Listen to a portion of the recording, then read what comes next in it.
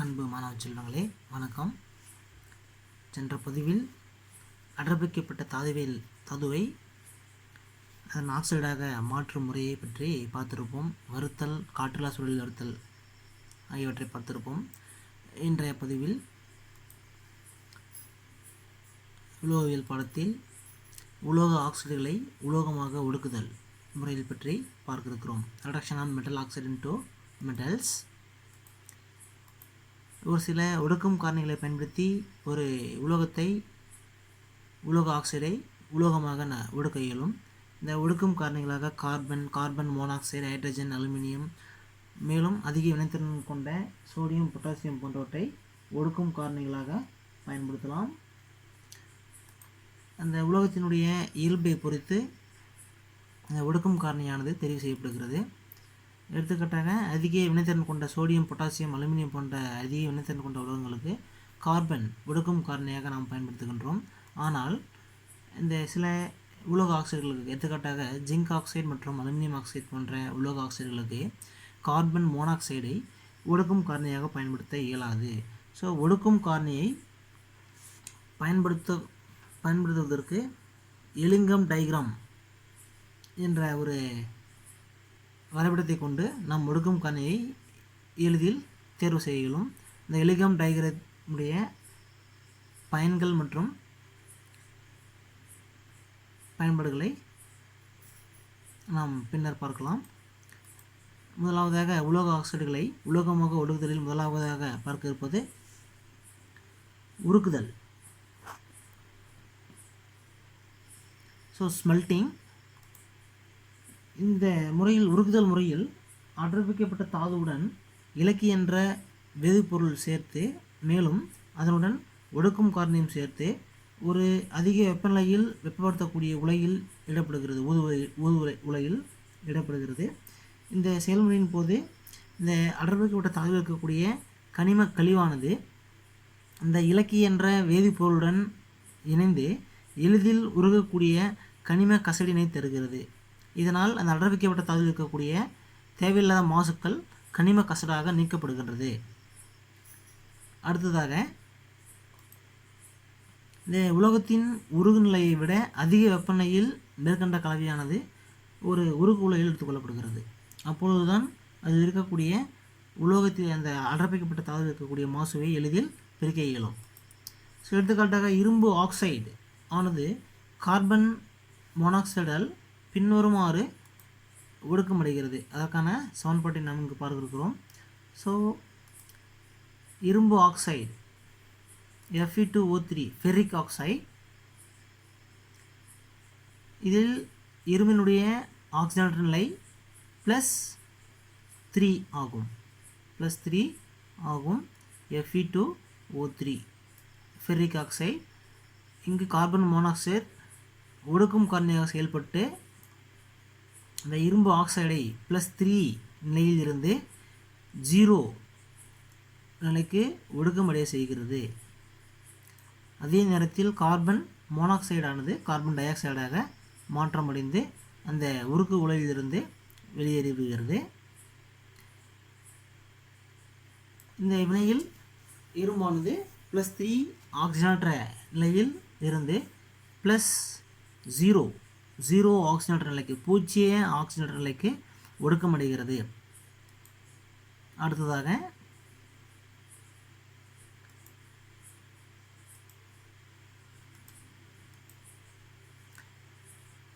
இவ்வாறு இந்த இரும்பு ஆக்சைடில் இருந்து இரும்பை பிரித்திருக்கக்கூடிய வினையில் போது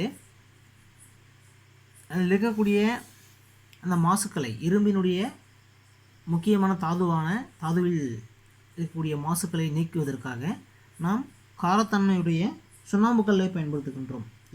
சுண்ணாம்புக்கல்லை இலக்கையாக பயன்படுத்துகின்றோம். என்ன காரணம் என்றால், அந்த இரும்பு தாதுவில், அடர்ப்பிக்கப்பட்ட இரும்பு தாதுவில் அமிலத்தன்மையுடைய சிலிக்காவானது காணப்படுகிறது. மாசாக, கனிம கழிவாக காணப்படுகின்றது. இந்த கனிம கழிவை கனிம கசடாக நீக்குவதற்காக நாம் காரத்தன்மையுடைய சுண்ணாம்புக்கல்லை பயன்படுத்துகின்றோம். இந்த காரத்தன்மையுடைய சுண்ணாம்புக்கல்லானது அந்த இரும்பு ஆக்சைடில் இருக்கக்கூடிய மாசுவுடன் வினைபுரிந்து எளிதில் உருகக்கூடிய கனிம கசடினை கால்சியம் சிலிக்கேட் என்ற கனிம கசடினை தருகிறது. இந்த உலையில் இந்த கனிம கசடினை எளிதில் பிரித்துவிட்டு மீதம் இருக்கக்கூடிய தாதுவை ஒடுக்கும் காரணியோடு சேர்த்து எளிதில் உலோகமானது பெறப்படுகிறது. இவ்வினையில் இந்த இருமையினுடைய தாதுவை இருமையினுடைய அடர்ப்பிக்கப்பட்ட இருமையினுடைய தாதுவை அதன் ஆக்சைடாக மாற்றும் போது அந்த தாதுவில் இருக்கக்கூடிய கனிம கழிவினை சிலிக்கா என்ற அமிலத்தன்மையுடைய கனிம கழிவினை நீக்குவதற்காக காரத்தன்மையுடைய கால்சியம் ஆக்சைடு என்ற சுண்ணாம்புக்கல் என்ற காரத்தன்மையுடைய இலக்கி சேர்க்கப்படுகின்றது. இந்த இரண்டும் சேர்க்கும் பொழுது இந்த கனிம கலவையானது இலக்கியுடன் வினைபுரிந்து எளிதில் உருகக்கூடிய கால்சியம் சிலிக்கேட் என்ற கனிம கசடினை தருகிறது. இந்த கனிம கசடானது எளிதில் அந்த ஊதுகுழலிலிருந்து பிரிக்கப்படுகிறது. மீதமுள்ள அந்த அடர்ப்பிக்கப்பட்ட தாதுவினுடைய உலோகமானது ஒடுக்கும் காரணியுடன் வினைபுரிந்து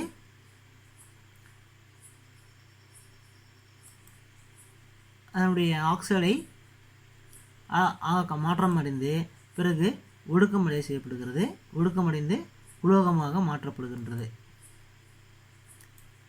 அடுத்ததாக காப்பர் பைரேட் இருந்து காப்பரை பிரித்தெடுக்கும் செயல்முறை. ஸோ காப்பர் பைரேட்டானது காப்பருடைய ஒரு முக்கியமான தாது. இந்த காப்பர் பைரேட்டிலிருந்து காப்பரை அடர்வைக்கும் பொழுது அமிலத்தன்மையுடைய சிலிக்கா ஆனது இலக்கியாக பயன்படுத்தப்படுகிறது. என்ன காரணம் என்றால் அந்த காப்பரிலிருந்து காப்பர் பைரேட்டிலிருந்து காப்பரை பிரித்தெடுக்கும் செயல்முறையில் இரும்பு ஆக்சைடானது கனிம கழிவாக உருவாகிறது. இந்த கனிம கழிவை எளிதில் கனிம கசடாக மாற்றி நீக்குவதற்காகவே நாம் அமிலத்தன்மையுடைய இந்த சிலிக்காவை பயன்படுத்துகின்றோம்.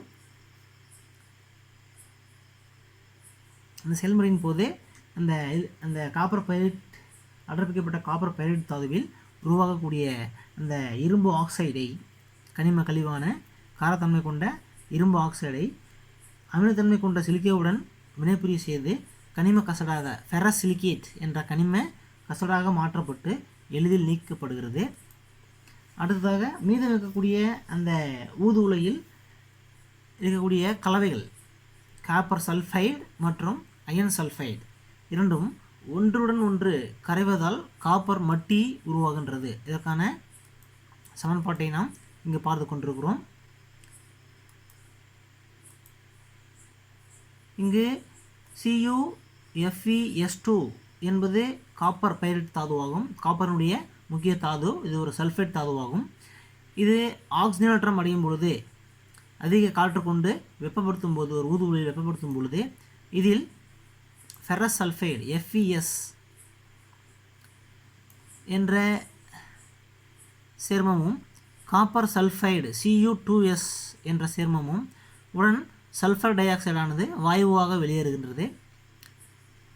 இவ்வாறு உருவாகிய பின்னர் இங்கே இருக்கக்கூடிய இந்த காப்பர் சல்ஃபைடும் ஃபெரஸ் சல்ஃபைடும் ஒன்றுடன் ஒன்று கரைவதால் காப்பர் மட்டியானது உருவாக்கப்படுகின்றது.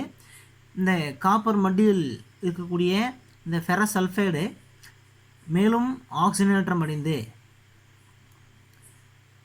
ஃபெரஸ் ஆக்சைடாக மாற்றப்படுகிறது. +2 ஆக்சிஜனேற்ற நிலை கொண்ட ஃபெரஸ் ஆக்சைடு FeOவாக மாற்றப்படுகிறது.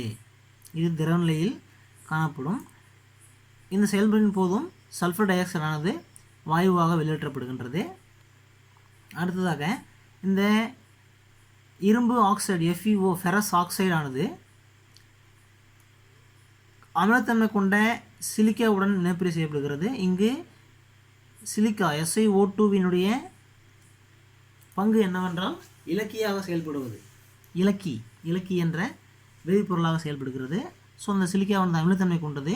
இந்த காப்பர் பைரேட் தாதுவை ஆக்சைடாக மாற்றி உலோகமாக ஒடுக்கமடை செய்யும் நிகழ்வில் உருவாகக்கூடிய அந்த இரும்பு ஆக்சைடானது கனிம கழிவாக உருவாகின்றது. இந்த கனிம கழிவானது காரத்தன்மை கொண்டது. எனவே இங்கு நாம் அமிலத்தன்மை கொண்ட இலக்கியை பயன்படுத்தி எளிதில் கனிம கசடாக மாற்றி ஃபெரஸ் சிலிக்கேட் என்ற கனிம கழிவாக மாற்றி எளிதில் அந்த உலையிலிருந்து நீக்கி விடுகின்றோம்.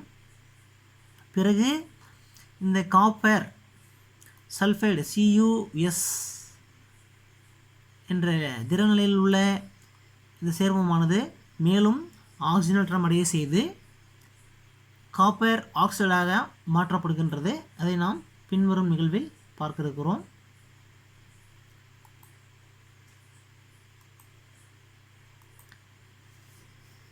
இந்த கனிம கழிவிலிருந்து காப்பர் மட்டியை பிரித்தெடுத்து பின்னர் நாம் அதை வேறொரு மாற்று விலையில் இடப்பட்டு அதிக வெப்பநிலையில் வெப்பப்படுத்தும் பொழுது அதில் நிகழக்கூடிய வினையின் காரணமாக ஃபெரஸ் சல்ஃபைடானது முதலில் ஃபெரஸ் ஆக்சைடாக மாற்றமடைகின்றது.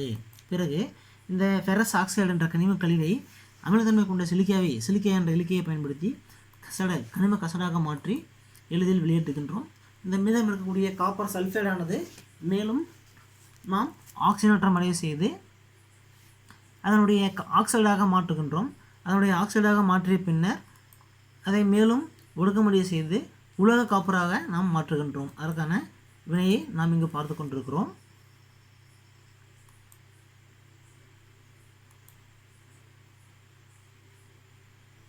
இங்கு இந்த CuS காப்பர் சல்ஃபைடு திரவ மற்றும் திறனில் இருக்கக்கூடிய இந்த சேர்மத்தை மேலும் ஆக்சிஜன் கொண்டு ஆக்சிஜனேற்றம் அடைய செய்யும் பொழுது இந்த சல்ஃபைடான சேர்மமானது ஆக்சைடு சேர்மமாக மாற்றமடைகிறது. Copper oxide. இந்த காப்பர் ஆக்சைடில் காப்பருடைய ஆக்சிஜனேற்ற நிலையானது +1 ஆகும். +1 நிலையில் இந்த காப்பர் உலோகமானது இருக்கின்றது. இந்த செயல்முறையில் சல்ஃபர் டை ஆக்சைடானது வாயுவாக வெளியேற்றப்படுகின்றது. பிறகு இந்த காப்பர் ஆக்சைடை நாம் மேலும் ஒடுக்கமடைய செய்து நாம் திண்ம உலோக காப்பரை நாம் பெறுகின்றோம். இந்த CuO ஆனது மேலும் இருக்கக்கூடிய அந்த காப்பர் சல்ஃபைடுடனே வினைபுரியும் பொழுதே நமக்கு காப்பர் 0 பூஜ்ஜிய ஆக்சிஜனேற்ற நிலையில் உள்ள காப்பரானது கிடைக்கின்றது. இந்த செயல்முறையின் போது சல்ஃபர் டை ஆக்சைடானது வெளிவருகிறது. இந்த திறனில் இருக்கக்கூடிய காப்பரை மேலும்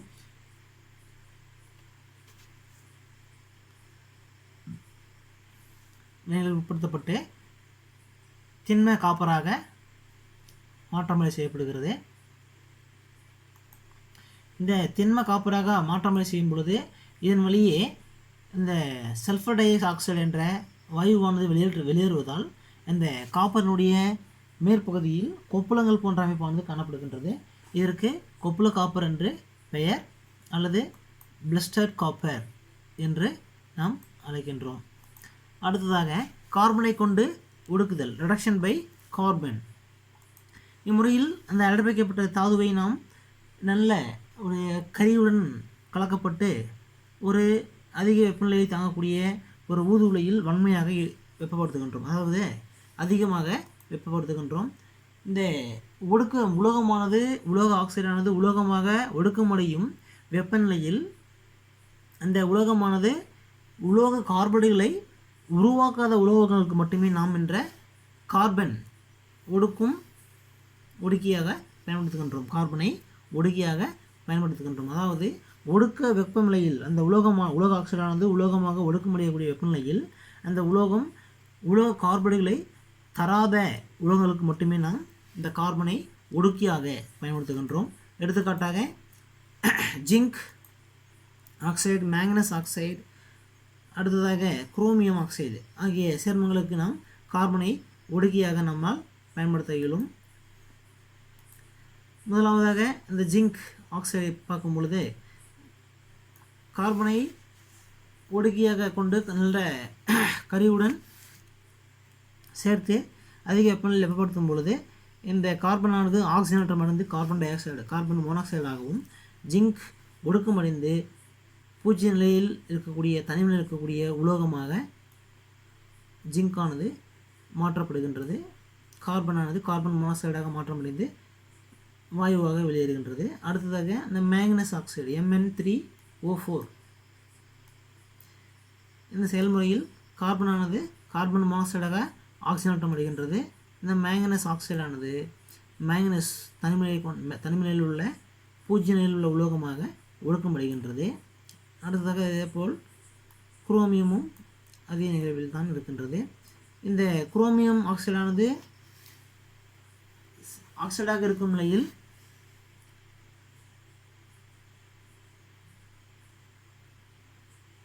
+3 என்ற ஆக்சிஜனற்ற நிலையில் காணப்படுகின்றது. அது +3 நிலையிலிருந்து +3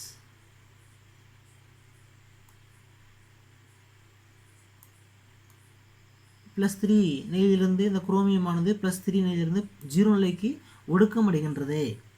இது கார்பனை பயன்படுத்தும் பொழுது இந்த குரோமியம் ஆக்சைடானது ஒடுக்கமடைந்து 0 ஆக்சிஜனற்ற நிலையில் ஒடுக்கமடைந்து உலோகமாக மாற்றப்படுகின்றது. நன்றி மாணவர்களே. ஸோ அந்த கார்பன் ஒடுக்கும் காரணியாக சில உலோகங்களுக்கு மட்டுமே பயன்படுத்தப்படுகின்றது. அதாவது இந்த உலோக ஆக்சைடை உலோகமாக ஒடுக்கும் வெப்பநிலையில் இந்த உலோகமானது உலோக கார்பைடுகளை தராத சேர்மங்களுக்கு மட்டுமே நாம் கார்பனை ஒடுக்கியாக பயன்படுத்த இயலும். நன்றி மாணவ செல்வங்களே. மீண்டும் அடுத்த பதிவில் சந்திக்கலாம்.